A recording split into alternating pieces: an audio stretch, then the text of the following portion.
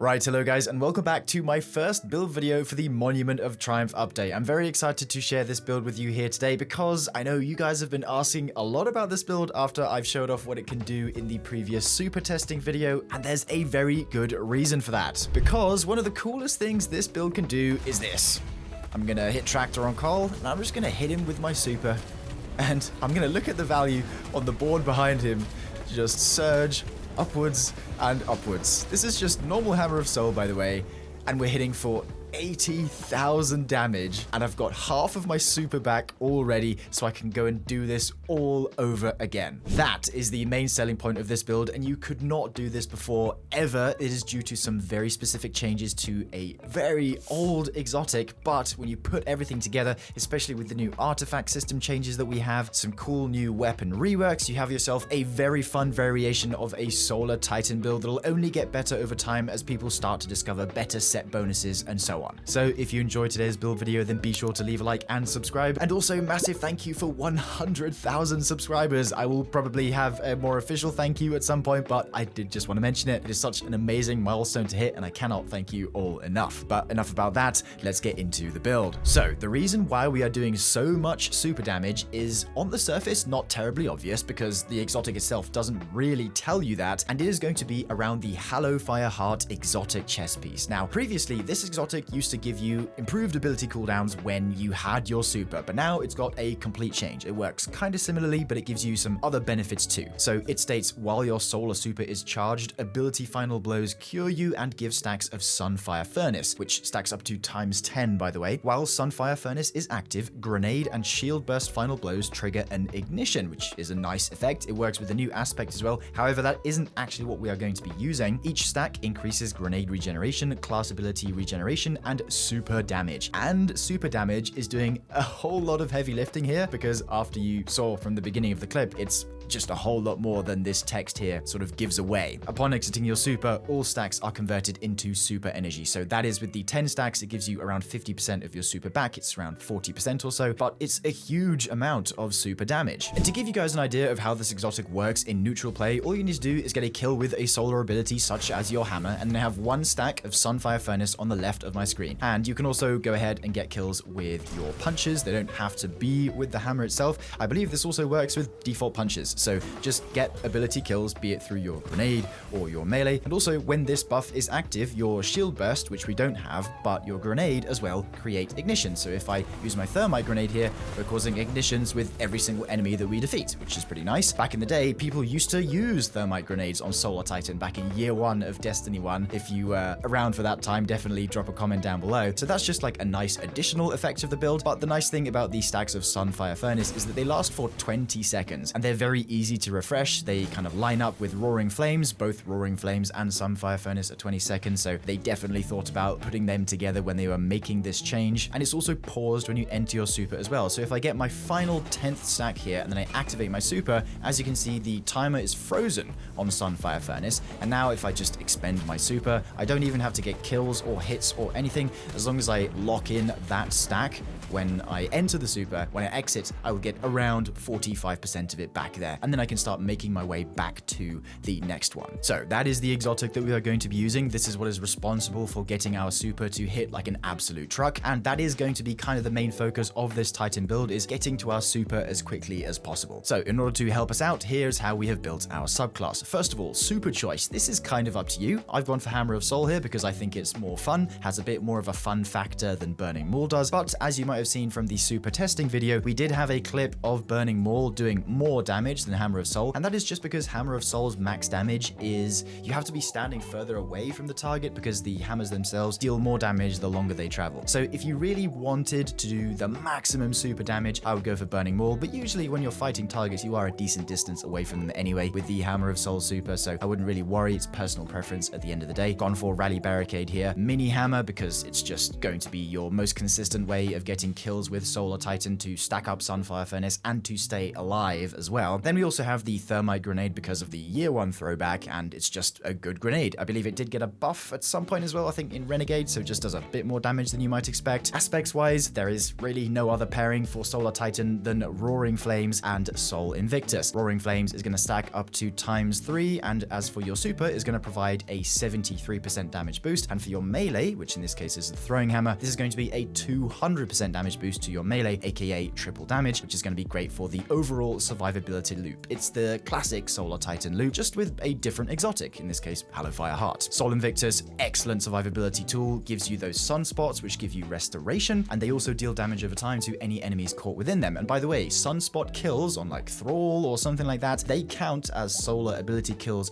for Sunfire Furnace. So if you are standing in a sunspot and you are getting swarmed by a group of ads, you will notice your stacks tick up incredibly quickly just because of Sol Invictus. So it's very great to have here, excellent for survivability. And because solar classes in general don't have much access to damage resistant verbs like Amplified or something like that, but we will be remedying that later, even still, the healing is potent enough from Sol Invictus to help with that problem. Now for the fragments, the first one we're taking is Ember of Torches. This one is going to make it so powered melee attacks against combatants make you and nearby allies radiant. Perfect for the mini hammer because we get it back every single time, and is also going to improve the damage of our weapons by 20%. Secondly, we have Ember of Char. This one will make it so your solar ignitions spread scorch to affected targets. It's mostly here for the grenade stat as well, and just the secondary effects. To be honest, for Solar Titan, the two fragments that you only really need are Ember of Torches and Ember of Solace, which is our third one. This one will make it so radiant and restoration effects applied to you have increased duration. The others are really just cosmetic or just a bonus to your stats or something small really, because a lot of the heavy lifting is done by the hammers and your sunspots in the first place. Finally, the fourth fragment is going to be Ember of Ashes to make it so you apply more scorch stacks to targets, which will help with causing more ignitions with our thermite grenade and our sunspots and so on. Just a nice fragment to have on the side. Now, before we get into the artifact, I first want to discuss the stat distribution that you want to use for this build and any potential armor set bonuses that you could go for. Currently, I have built fully into super. I am going for 200 super here because at this stage, it is going to be a 45% increase to your super damage, which is the whole idea of this build. We want to be spamming it as much as possible. And then I've also gone for 115 melee, which I pad out with a few melee fonts on my gloves, but we will get to the mod section in due time. And then 60 grenade, and the rest just doesn't matter at all. You don't care about health or weapons or class or grenade either, really. It's just super and melee that you want to focus on here. And in terms of the armor pieces that help me get to this distribution, my helmet is Paragon with a tertiary stat in weapons. This could be better. It could be a tertiary in grenade, for example. My gloves are Gunner with a tertiary stat in super. Again, could be Paragon instead with grenade. My Hallowfire Heart is Paragon with a tertiary stat in class. Tier 5 exotic, by the way, which is a excellent change, might I just add. Then for my boots, I have Paragon with a tertiary stat in grenade. Class item is Paragon with a tertiary stat in weapons. Again, could be better, could be health, could be class, whatever. Now, in terms of armor set bonuses, I know we literally just have been given 30 or more brand new armor set bonuses with the release of the Monument of Triumph update, but despite all of them probably doing really cool effects, like I know the Ron one gives you Devour if you do a finisher, the Crotazen one makes you cause Cursed Thrall explosions with melee kills. That's only on a 2-piece, I believe. That one would actually be quite suitable for this build because you're getting melee kills quite a lot. So actually, I would recommend the 2-piece Crotazen set if that is something you're willing to grind for. And then for your second 2-piece, I would reserve it for something damage resistance related. The one I have on right now is Smoke Jumper, which you can earn from Commander Zavala, by the way. You just need to go to Commander Zavala in the tower and interact with his menu. And under there will be a section where you can straight up just focus tier 5 Smoke Jumper armor if your power level is high enough. This one is simply going to make it so you get a cascading down amount of damage resistance for 3 seconds every time you collect an Orb of Power, which is pretty good. Or you could also go for the Ferropotent set as well, which is a 10% DR globally for everything whenever you heal. So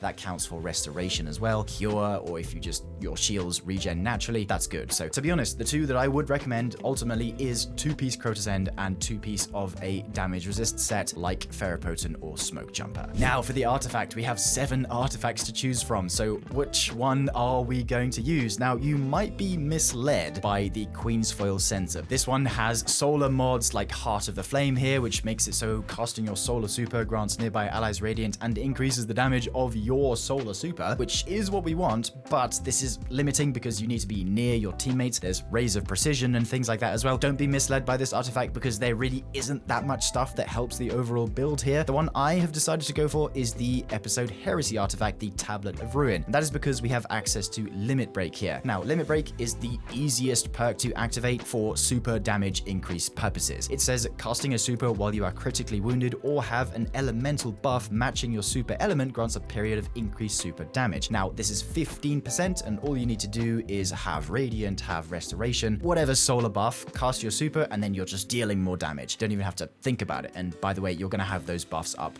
all the time with this build. So we have Limit Break here. That's what was active during the clip at the beginning of the video that you saw. And then we have a couple accompanying mods which are going to help, particularly in champion dense content. Defibrillating Blast here makes it so stunning a champion grants maximum stacks of bolt charge, damaging targets with bolt charge bolts, jolts them, and heals you. Then also we have Flashover to make it so when you gain maximum bolt charge, which we will from stunning a champion, you also become amplified, which is a nice 15% damage resist. So amplified is going to be very good for solar subclasses to act as a damage resistance verb for them, which is very nice. Gives us that speed booster as well, which is even more DR on top. Weapons wise, I am using Mint Retrograde, which is a strand weapon. Therefore, if I take unraveling orbs, I'm going to be able to apply unraveling rounds to my Mint Retrograde, which is just a nice bonus. Although to be fair, in the clips you're seeing, I barely use my mint. I'm just hammering and supering everything. Elemental Siphon to make it so collecting elemental pickups, aka fire sprites, is going to give us a little bit more super energy, which is very good. Then finally, Dielectric, where defeating arc debuff targets grants bolt charge, which is going to feed right back into Defibrillating Blast because we're going to apply jolt through that. So overall, to be honest, out of all of the artifacts, the Heresy one is by far one of the strongest. Definitely S tier if I had to rank all of them in a tier list, probably closely followed by something like the Encrypted Data Disk or the Hunter's Journal. The rest are somewhat specialized, but the Heresy artifact is so good. If you're somebody who's coming back into the game after a while and you're not really sure what artifacts to use, just default to the Heresy one. To be honest, this one can do quite a lot for you for a range of different elements as well. Finally, wrapping up with the armor mods for the build. For the helmet, I'm using 2 copies of Hands On to make it so whenever I get melee kills, I get more super energy back, which is going to help with the overall loop of the build. For the gloves, I have 1 heavy-handed and 2 melee fonts to improve my melee stat, so I deal more damage with my throwing hammer. Chest piece doesn't matter, just general resist mods. For the boots, I have 1 copy of Stacks on Stacks to give me more armor charges whenever I collect an orb, Absolution, and Innovation, so that I get a bit of grenade energy every time I collect an orb. And then finally, for the class item, I have Powerful Attraction, Time Dilation, and a class font to give me a bit more class, because why not? In terms of the optimal gameplay loop for the build, you do just want to get to maximum stacks of Roaring Flames as quickly as possible by getting some hammer kills, then just charging your super up in any way you can. In the clips you're seeing, I was also pairing this alongside the brand new Taraba rework that happened, which by the way is pretty good. All you need to do is get like 3 or 4 or 5 kills with the gun now, and you're instantly up to Ravenous Beast, which is really nice. Even better if you pair with the Ambitious Assassin Catalyst, which currently is bugged. You can't progress it, but I'm sure that's going to be fixed. And then once you're at your super, wait just a little longer to get as many stacks of Sunfire Furnace as you can, and then when you find a good moment, pop it and just go to town with the super because it's dealing a crap ton more damage with the setup we've got going. There are certain moments in the gameplay you can see where I throw my hammer at like a champion or a boss or something, and it literally almost one bangs the champion in one single hammer, which is pretty awesome. It feels really great to use because if there's just a huge room of ads, including high value targets, and I have my super ready to go,